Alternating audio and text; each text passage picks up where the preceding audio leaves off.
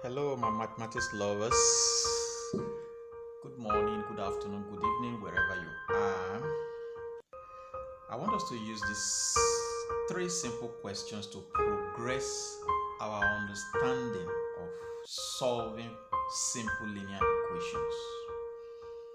Please, if you did not watch the earlier videos, I've made about 3 or 4 videos earlier about solving simple linear equations, where we looked at the bond attached to the variable to be either plus or minus bond. Kindly go back to watch those videos. They are going to be very useful. But for today, we are going to talk about the multiplication bond. If a multiplication bond is attached to the variable, how do you solve for x? For example, in these 3 questions, you have 6x equals 12.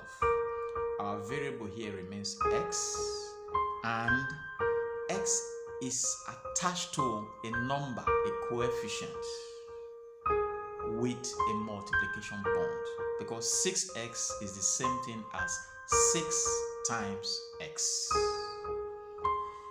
In this second example, slightly different. X is attached to a variable x with a multiplication bond and a minus bond or a subtraction bond, a negative bond. How do you make x to be on one side? Remember, just like we said in our earlier videos, our objective is to get x exclusively on one side. And in this third example, x is attached to a coefficient which is 3 with a multiplication bond. This 4 is also attached to x with a positive bond, a plus bond. In all cases, how do we remove these bonds to free x, to make x to be on one side, which is our objective? Please watch. So this is our first example again. 6x equals 12. And just like we explained earlier, x has a coefficient, that is a number that is attached to the variable x. And the relationship between x and that number is a multiplication bond. We want to remove that bond. The type of detergent that can remove that bond is the opposite of multiplication. In those earlier videos, we talked about signs and opposites. And if you could recall, we did mention that the opposite of multiplication is division. Did you still recall that? So we are going to use a division bond to remove this multiplication bond that is attached to x. So what we are going to do is this. Since 6 is attached to x with a multiplication bond, we are going to divide this expression by 6, just like this. Hey, why did I do this on this other side? Yes, because we said in an equation, whatever you do to one side of the equation, you must do to the other side of the equation. If you have a fraction, whatever you do to the numerator, you must do to the denominator. So those rules apply here. And why did we do this? We did this because we know that 6x all over 6, we can simply cancel the 6 from the top and the bottom. And if we cancel the 6 from the top and the bottom, x is now free, is now alone on one side. And what do we do to the other side? 12 is divisible by 6. So we are going to divide this 12 by 6. And we also, whatever you do to one side, or whatever you do to the numerator, you must also do to the denominator. So we divide this 12 by 6, and we also divide the 6 at the bottom by 6. So on this side, what is remaining is x. If 6 divides 12, what you get, what is remaining is 2. And if 6 divides 6, what you get is 1. So the answer simply is that x, 2 over 1 is the same thing as 2. So x is equals 2. And that is the answer. X equals 2. It is very easy. So here is our second example. In our second example, we have 6x minus 2 equals 10. The objective remains to get x on one side and every other thing goes to the other side. But in this second example, we have that there are two different kinds of bonds that are attached to x. This is the coefficient of x, the number that is attached to x. It is 6. And the bond here is a multiplication bond.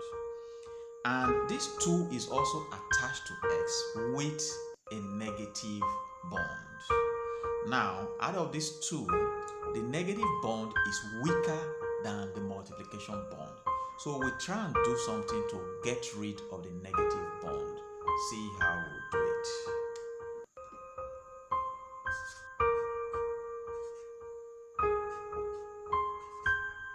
Yes, I simply added plus 2 to both sides of the equation. Remember, whatever you do to one side of the equation, you must also do to the other side of the equation.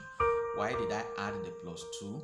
Because I know that minus 2 and plus 2 can go away, can cancel each other. And what is remaining on the left hand side will now be 6x equals 10 plus 2 is 12. We are not done yet.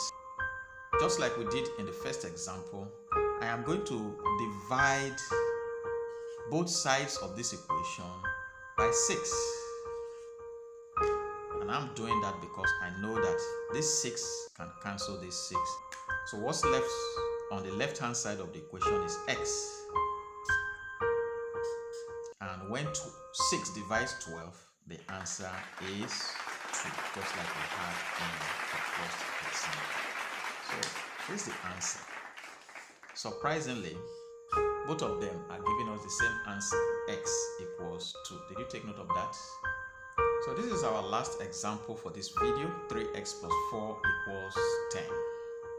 Just like I did for the last example, I have, in addition to the multiplication bond here, there is also another bond, this time around a plus bond or a positive bond. What am I going to do to get rid of this bond? Try and get rid of the weaker bond first before going to the more complex bond. So I will say, but on this left hand side of the equation, I will add a minus 4. And whatever I do to one side of the equation, I must also do it to the other side of the equation. And why did I do that? It is because I know that plus 4 and minus 4 can cancel each other out. And if we do that, what do we have remaining on the left hand side of the equation? When I have that 3x equals, what is 10 minus 4? 10 minus 4 is 6. Did you get that? Alright, so I'm going to repeat this 3x, but this time around I'm going to divide this by 3, and I want to get rid of the multiplication sign. Whatever I do to one side, I must also do to the other side. 3x over 3 equals 6 over 3. I should have used green pen for this once I'm introducing. But in any case, it's fine. So 3 divided by 3, that goes. And on the right hand side, 6 divided by 3, whatever you do to the numerator, you must also do to the denominator. So what's left on the left hand side is x, and on the right hand side, 6 divided by 3, that gives you 2, and 3 divided by 3, that gives you 1. So 2 over 1 is the same thing as 2. And again, this is the answer, x equals 2. In all 3 examples that we worked, x equals 2. But it is not in all cases that x is always equal to. as we are going to work other examples in some other videos, we are going to see, different answers that we get. But the method that we use to arrive at the answers, they are well spelled out. If you have a multiplication bond, you use a division bond to knock it off. If you have a positive bond attached to the x, you use a negative bond to knock it off. If you have a negative bond, you use a positive bond to knock it off. And whatever you do to one side of the equation, do to the other side. Whatever you do to a numerator, do to a denominator. So if you are able to follow those simple steps, simple linear equations is as easy as ABC. Did you follow this video? Did you enjoy it? Was it interesting? If you watched this video to this extent, that means you enjoyed it. Please follow my page, comment on this video, share this video. Please invite others to follow this page. Thank you, and I see you in the next video. Bye for now.